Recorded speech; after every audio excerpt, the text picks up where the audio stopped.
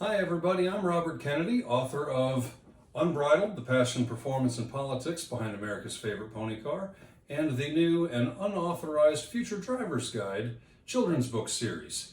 Today I'm excited to announce I just received my own box of my first shipment of 25 copies of the new Chevrolet Corvette book to follow up on the Ford Mustang book that I unwrapped a couple weeks ago.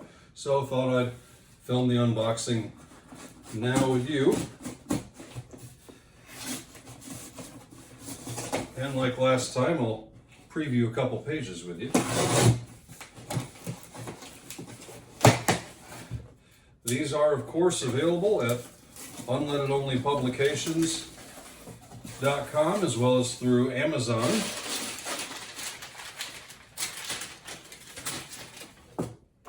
And there it is, and I'll blow it up over here when editing. Thought I'd read a couple pages to you.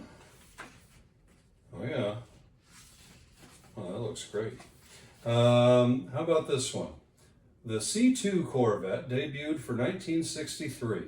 It was available as a coupe or convertible. People liked Bill Mitchell's new design and were happy they could order a coupe. Bill's new coupes had split rear windows that make them very collectible today. And down here at the bottom, Zora didn't like Bill's split window. I was already talking about Zora Arkostuntov. But Bill and Zora worked it out, and their teamwork yielded a better Corvette. Have you ever had to compromise with someone you disagreed with? And if you missed the previous video, that's a good example of all these pages here, where it usually asks the kid a question to engage them and make the book interactive. How about this page now?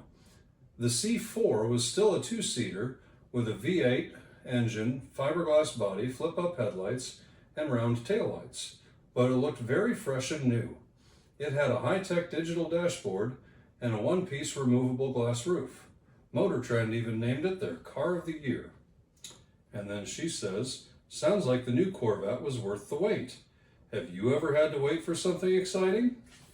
Again, it just kind of engages the kid, makes it interactive. And we'll do one more page. We'll go a lot newer here.